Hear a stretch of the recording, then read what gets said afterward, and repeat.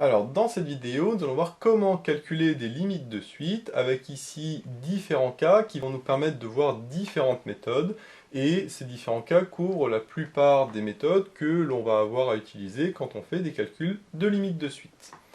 Donc la première, c'est un égale n puissance 4 moins 4n cube moins 7n carré plus 5. Alors déjà, quand on fait une limite de suite, c'est pas comme une fonction. Le n tend nécessairement vers plus l'infini. C'est pour ça que des fois on dit calculer la limite de un, on précise pas en quoi, parce que nécessairement c'est quand n tend vers plus l'infini, puisque n forcément est un entier naturel, donc un entier positif. Donc si on demande la limite tend moins l'infini, de toute façon ça n'existe pas. Et si on demande la limite en 4, eh ben, il suffit de calculer u4. Donc c'est pas une limite, c'est juste remplacer n par un nombre. Donc quand on fait des limites de suite, c'est toujours en plus l'infini. Par contre, la première étape, c'est toujours comme pour les réels, c'est-à-dire qu'on va remplacer dans sa tête le n par plus l'infini pour savoir si c'est une forme indéterminée ou pas. Les formes indéterminées, ce sont les mêmes pour les suites que pour les fonctions. Et donc, on va d'abord remplacer le n par plus l'infini. Si c'est une forme indéterminée, il va falloir qu'on transforme la suite. Par contre, si ce n'est pas une forme déterminée, eh ben, on fera une rédaction classique sans transformer l'expression. Donc si on remplace le n par plus l'infini, ça fait plus l'infini puissance 4, ça fait plus l'infini. N au cube, c'est plus l'infini au cube, ça fait plus l'infini, mais avec le moins 4, ça va faire moins l'infini, plus l'infini, moins l'infini, forme indéterminée. Donc ça ne sert à rien que je continue, dès le début, j'ai une forme indéterminée. Donc, il va falloir que je transforme mon expression. Ici, on voit que un est un polynôme, parce que c'est que du n puissance 2, puissance 3, puissance 4, avec des constantes, il n'y a pas de racine, il n'y a pas de fraction, il n'y a pas de cosinus, d'exponentielle ou autre. Et donc, on a deux possibilités. Si on a le droit d'utiliser le théorème du plus haut degré, on peut l'utiliser, mais ça dépend de votre niveau, ça dépend du professeur. Sinon, il faut factoriser par le coefficient du plus haut degré. C'est-à-dire que si on utilise le théorème du plus haut degré, on peut dire que la limite de la suite un, alors quand n tend vers plus l'infini, là je le mets, mais après je le mettrai plus, parce que de toute façon c'est toujours sous-entendu quand n tend vers plus l'infini, on peut dire que c'est égal à la limite de uniquement le terme du plus haut degré qui ici est n puissance 4, donc c'est uniquement la limite de n puissance 4 qui, on l'a vu, est plus l'infini. Donc ça c'est en utilisant le théorème du plus haut degré. Alors je mets un TH pour théorème du plus haut degré, mais bien sûr attention, ça c'est uniquement si votre professeur l'accepte, parce que c'est pas nécessairement accepté par tout le monde, notamment au lycée. Donc ça c'est la première méthode, c'est la plus rapide. Par contre, si on n'a pas le droit de faire ça, et ben c'est pas grave. D'abord, on va transformer notre expression, un, en factorisant par le terme du plus haut degré, qui ici est n puissance 4, donc on va factoriser par n puissance 4. Si je factorise par n puissance 4, ici, ça va me donner 1. Ici, factoriser par n puissance 4, ça revient à diviser par n puissance 4. Donc je vais d'abord le mettre comme ça. Ensuite, pareil pour le n carré, ça fait 7n carré sur n puissance 4, et le 5, c'est pareil, 5 sur n puissance 4. Donc là, on voit que c'est le même principe que pour les fonctions. Pour les fonctions, on a exactement les mêmes propriétés de théorème du plus haut degré et de la factorisation par le terme de plus grand degré. Maintenant, on va simplifier. n3 sur n4, donc si je simplifie, ça me donne juste 4 sur n, puisque le 3 passe en dessous, ça fait 4 moins 3, ça fait 1, donc 4 n puissance 1. Ici, le n4 va devenir n au carré, puisque 4 moins 2, ça fait 2. Et là, par contre, le n puissance 4 va rester n puissance 4. Et là, maintenant, je refais la limite de tête. 4 sur n, le n tend vers plus l'infini. Donc 4 sur l'infini, ça va faire 0. Plus l'infini au carré, ça fait plus l'infini. 7 sur l'infini, ça fait aussi 0. Et ici, même principe, 5 sur l'infini, ça fait 0.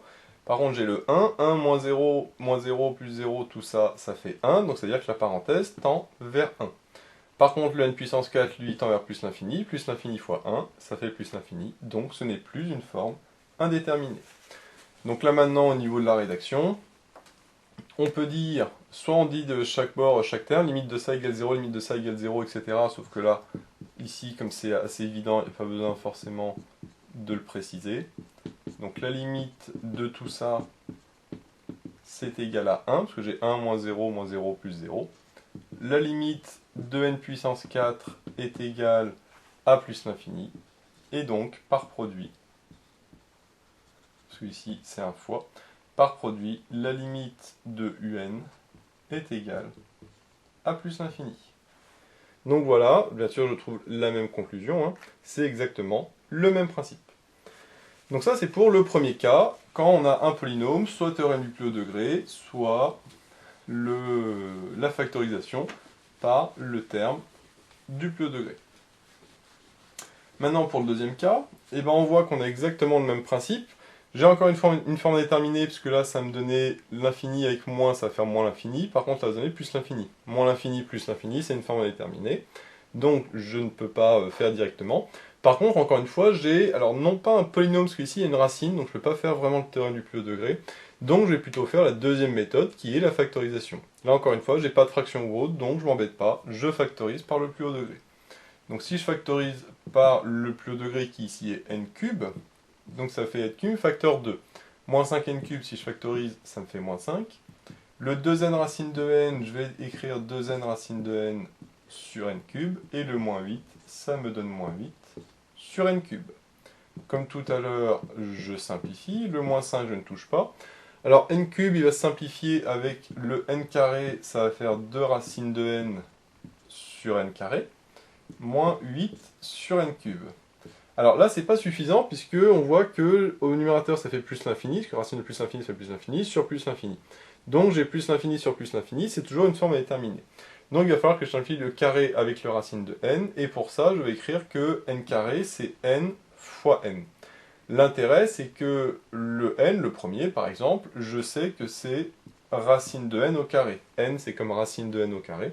Et donc là, maintenant, je peux, avec cette transformation, simplifier les racines de n. Donc ça, c'est la petite astuce quand on a une racine, d'écrire un n sous forme racine de n au carré.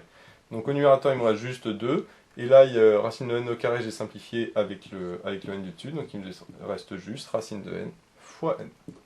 Et ici, j'ai 8 sur n cube. Et donc, j'obtiens ça. Maintenant, je refais le même principe. Le moins 5, ça tend à moins 5. Ça fait plus l'infini fois plus l'infini, ça fait plus l'infini. 2 sur l'infini, ça fait 0. Là, ici, j'ai 8 sur l'infini, ça me fait 0. Donc finalement, j'ai moins 5 plus 0, moins 0, tout ça, ça me fait moins 5.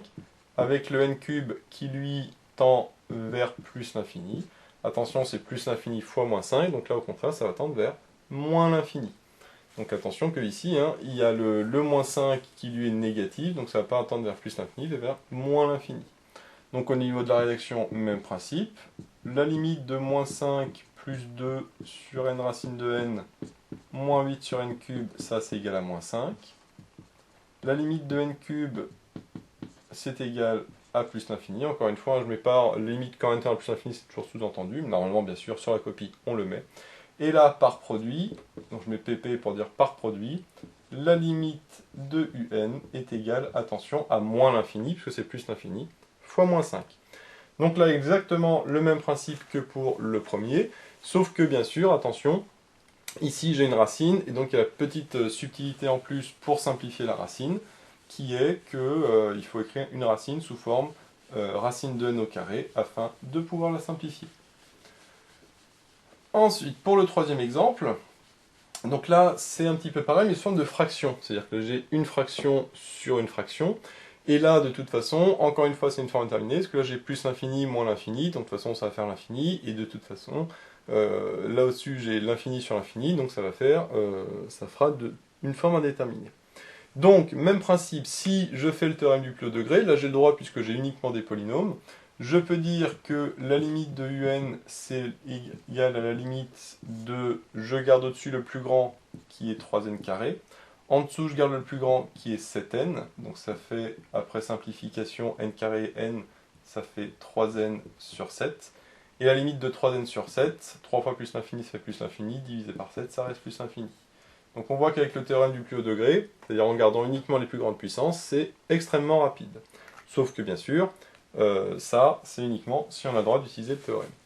Donc, deuxième méthode, et bien comme j'ai des polynômes, je fais pareil, c'est-à-dire je factorise par la plus grande puissance.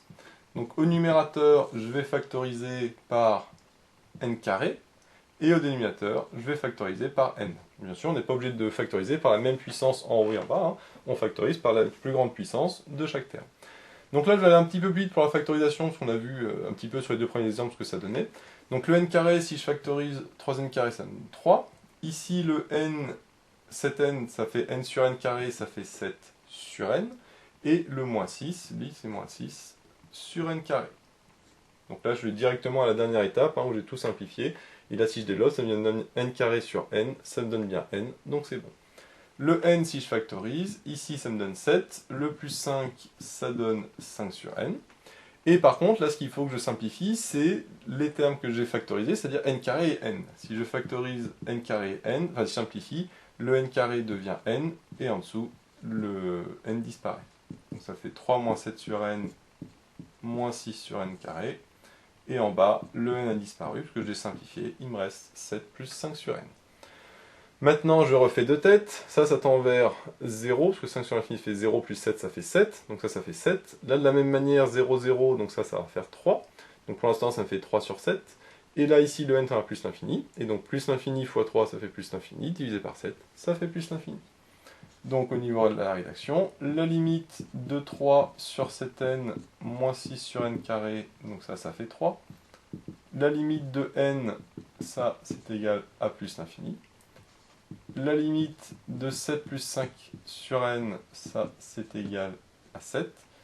Et donc on peut dire par produit et quotient, donc le P c'est pour dire par produit et quotient, parce que ici j'ai un produit ici et un quotient là, eh bien la limite de un en plus l'infini est égale à 3 fois l'infini, ça fait l'infini, divisé par 7, ça reste plus l'infini.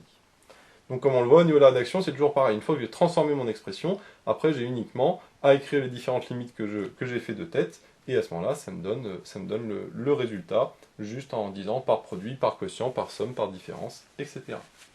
Très souvent, c'est par produit et quotient, parce que justement, on a factorisé, et en factorisant, eh bien, ça me donne un produit, ou éventuellement un quotient, si j'avais une fraction dès le départ.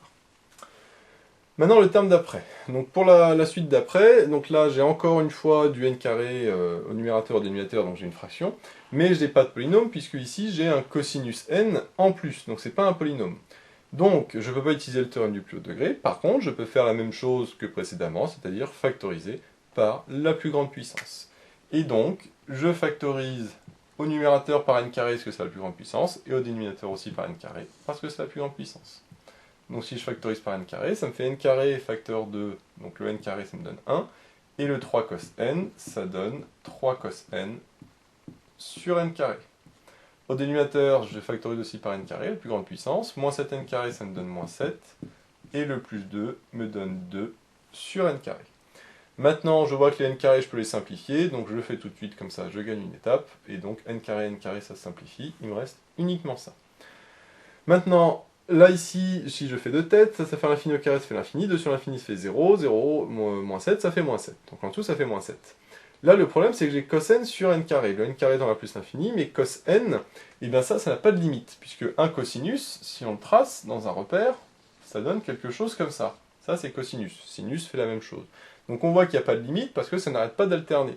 Donc la suite cosinus n n'est pas convergente, de la même que la fonction cosinus x. Et donc, cosinus n n'ayant pas de limite, je ne peux pas faire la limite de 3 cos n sur n carré. Par contre, quand on a un cosinus ou un sinus, il faut très souvent utiliser le théorème des gendarmes. Ça, on va utiliser le fait que le cosinus, mais comme le sinus c'est pareil, est compris entre moins 1 et 1. Ça c'est une propriété qu'on a vue dans l'étude des fonctions trigonométriques.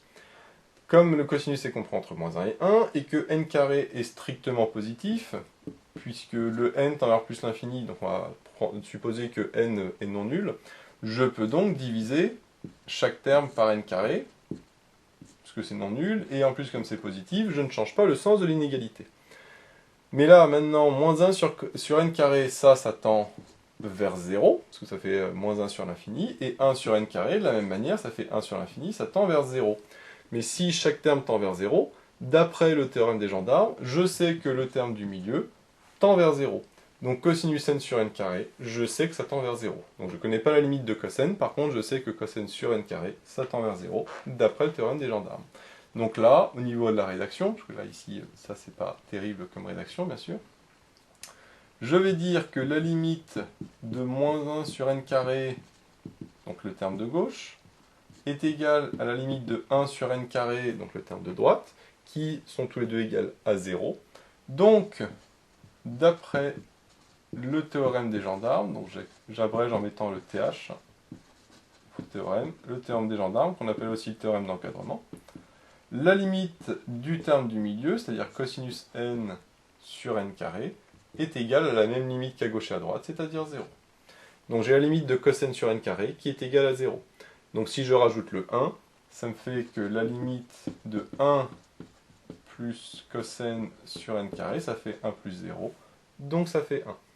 En dessous, on a vu que ça valait moins 7, et donc ça me donnait 1 sur moins 7, et 1 sur moins 7, ça fait moins 1 septième. Donc maintenant, au niveau de la rédaction, je continue ici pour avoir plus de place. Donc c'est toujours le même principe. On dit que la limite du numérateur, c'est-à-dire 1 plus 3 cos n sur n carré, ça vaut 1. Au dénominateur, moins 7 plus 2 sur n carré, ça fait moins 7 plus 0, donc ça fait moins 7. Et donc ici, par quotient, j'écris par Q pour dire par quotient, la limite de un est égale à 1 sur moins 7, c'est-à-dire moins 1 septième. Donc cette fois-ci, ça tend vers un réel, ça tend vers plus infini ou vers moins infini, mais on voit que le principe reste le même. Je factorise par le plus haut degré, et puis après je fais séparément le numérateur et le dénominateur, sachant ici que le numérateur nécessitait une petite étape supplémentaire de passer par le théorème de gendarme du fait de la présence du cosinus. Mais si on avait un sinus, ce serait exactement pareil, parce que sinus est aussi compris entre moins 1 et 1, donc on peut faire exactement le même raisonnement. Pour les trois derniers exemples, ça va être totalement différent. Là, on va utiliser une petite propriété qu'on avait vue dans le cours, c'est quand on a le n mais qui est en puissance. Et donc on va d'abord rappeler le principe. Donc la limite, quand n tend vers plus l'infini de q puissance n, eh bien il y a trois cas. Soit le q est strictement supérieur à 1, et à ce moment-là, ça va tendre vers plus l'infini. Soit le q est strictement compris entre moins 1 et 1, et à ce moment-là, la limite, ce sera 0. Soit le q est inférieur ou égal à moins 1, et à ce moment-là, il n'y a pas de limite. Donc ça, c'est le principe qu'on avait vu. Alors, par exemple, si q est plus grand que 1, 2 puissance n, ça fait 2 fois 2 fois 2 fois 2 fois 2, ça tend vers plus l'infini. Si q est compris entre moins 1 et 1, par contre 1,5, 1,5 fois 1,5 fois 1,5, ça revient à chaque fois divisé par 2, si on divise à chaque fois par 2, on va tendre vers 0. Et q inférieur à moins 1, là la particularité c'est qu'on va à chaque fois changer de signe en alternance. Par exemple si je fais moins 2 fois moins 2 fois moins 2 fois moins 2, ça alterne, ça fait moins 2, plus 4, moins 8, plus 16, etc. Donc j'alterne plus moins, plus moins, plus moins, donc je ne fais de grandir mais en changeant de signe, donc il n'y a pas de limite. Alors bien sûr il y a aussi, comme on le voit, le cas si q est égal à 1, et à ce moment-là q puissance n, ça fait 1 puissance n, ça fait 1. Mais là, ici, ça n'a pas trop d'intérêt, parce que si q vaut 1, généralement, on ne l'écrit pas, parce que 1 puissance n, ça fait 1, donc généralement, le cas n'est pas là. Mais on peut le mettre quand même pour avoir vraiment toutes les valeurs de q. Et à partir de ça, on va pouvoir très facilement trouver les dernières limites. Ici, on a 8 fois 3 cinquièmes puissance n, donc la question, c'est de se poser le q qui est ici 3 cinquièmes, dans quel cas il est. 3 cinquièmes, c'est compris entre moins 1 et 1 strictement, donc 3 cinquièmes puissance n tend vers 0. Donc là, quand on a ça, il suffit juste de l'écrire. On dit que limite de 3 cinquièmes puissance n, quand n tend vers plus l'infini, est égale à 0, car 3 cinquièmes est strictement compris entre moins 1 et 1. Il faut absolument justifier ça, parce que sinon c'est une forme indéterminée. Et donc après je fais x 8, 8 fois 0, ça fait 0, donc ça ne change rien. Donc la limite de 3 cinquièmes puissance n fois 8 est aussi égale à 0, parce que je fais x 8, 8 fois 0, ça fait 0. Donc comme on le voit, extrêmement simple. Pour le cas d'après, c'est moins 9 fois 5 demi puissance n, donc là c'est le même principe, sauf que j'ai pas 3 cinquièmes, mais 5 demi. Par contre, 5 demi n'est pas compris entre moins 1 et 1. 5 demi c'est 2,5. 2,5, là au contraire, c'est strictement plus grand que 1. Donc là, comme c'est strictement plus grand que 1, là je mettrais car 5 demi strictement plus grand que 1, mais à ce moment-là, je sais que la limite, c'est plus l'infini. Donc au contraire, la limite de 5 demi puissance n, c'est plus l'infini, parce que le 5 demi est strictement plus grand que 1. Donc maintenant, si je multiplie non pas par 8, mais par moins 9 comme c'est demandé, si je fais fois moins 9, ça va faire moins 9 fois l'infini, et moins 9 fois l'infini, attention, ça fait moins l'infini. Donc même si c'est une constante, ça intervient dans le signe, le signe est pris en compte, et donc, comme c'est moins avec le plus l'infini, ça va faire moins l'infini. Donc comme on le voit, aucune difficulté particulière, il suffit d'appliquer le principe qui est marqué là. Pour le dernier exemple, c'est pareil, 3 fois moins 1 quart puissance n, mais il y a un plus 8n puissance 5. Donc on va d'abord regarder si c'est une forme indéterminée ou pas. Et si c'est pas une forme déterminée, ben, on fera la rédaction. Donc comme on a un plus, on fait séparément les deux termes. 3 fois moins un quart puissance n, donc moins un quart puissance n, et ben c'est ça. Moins un quart est compris entre moins 1 et 1, donc sa limite c'est 0. 0 fois 3, ça fait 0. Là, ici, plus l'infini puissance 5, c'est plus l'infini, fois 8 plus l'infini plus 0, ça fait plus l'infini, donc aucun problème, c'est pas une forme déterminée. Et donc, ce que je viens de dire à l'oral, on va l'écrire. C'est-à-dire que là, on va mettre que la limite, d'abord, de moins un quart puissance n, c'est égal à 0, car, comme on l'a dit, le moins un quart est strictement compris entre moins 1 et 1. Et donc, si on multiplie par 3, et ben, ça ne change rien. 3 fois 0, ça fait 0. Donc 3 fois moins un quart puissance n, ça fait toujours 0. Ici, moins un quart. Maintenant, je fais le 8n puissance 5. Moi, je mets directement, pas besoin de faire deux étapes. Le 8n puissance 5, ça fait plus l'infini. Et donc, à ce moment-là, on peut dire cette fois-ci par somme, parce que ici, j'additionne les deux. La limite de un est égale à 0 plus l'infini, c'est-à-dire plus l'infini. Donc voilà pour ce dernier exemple. Donc on a vu les différents cas, hein. Le cas où il faut factoriser ou utiliser le terme du plus haut degré éventuellement. Éventuellement aussi factoriser avec une racine. Quand on a une fraction, même principe, on factorise, on simplifie les puissances que l'on avait. Si jamais on a un cosinus ou un sinus, il est fort probable qu'on ait à faire le théorème des gendarmes comme on l'a vu précédemment. Donc là on a vu un cas, mais on peut avoir d'autres cas où, avec un cosinus et un sinus, à ce moment-là c'est le même principe. On utilise le théorème des gendarmes en utilisant le fait que le cosinus et le sinus sont compris entre moins 1 et 1. Et après, par contre, quand on a quelque chose du style q puissance n, il faut bien penser à utiliser les formules qu'on a vues ici. Bien sûr, si q est inférieur à moins 1, il n'y a pas de limite. Donc là, à chaque fois, dans tous les cas qu'on avait vus, il y avait des limites, mais si jamais on a un q qui est inférieur à moins 1, on peut très bien avoir une limite qui n'existe pas, parce qu'une suite n'est pas forcément convergente, elle peut être divergente, et donc à ce moment-là, il n'y a pas de limite. Donc voilà, j'espère que cette vidéo vous sera utile. N'hésitez pas à vous abonner pour être au courant des nouvelles vidéos qui sortiront. J'ai mis le lien dans la description vers l'annonce de l'exercice, ainsi que vers d'autres exercices sur les limites de suite. J'ai également mis le lien vers la page Tipeee où vous pouvez soutenir Méthode Maths. Et moi je vous dis à bientôt pour de nouvelles vidéos.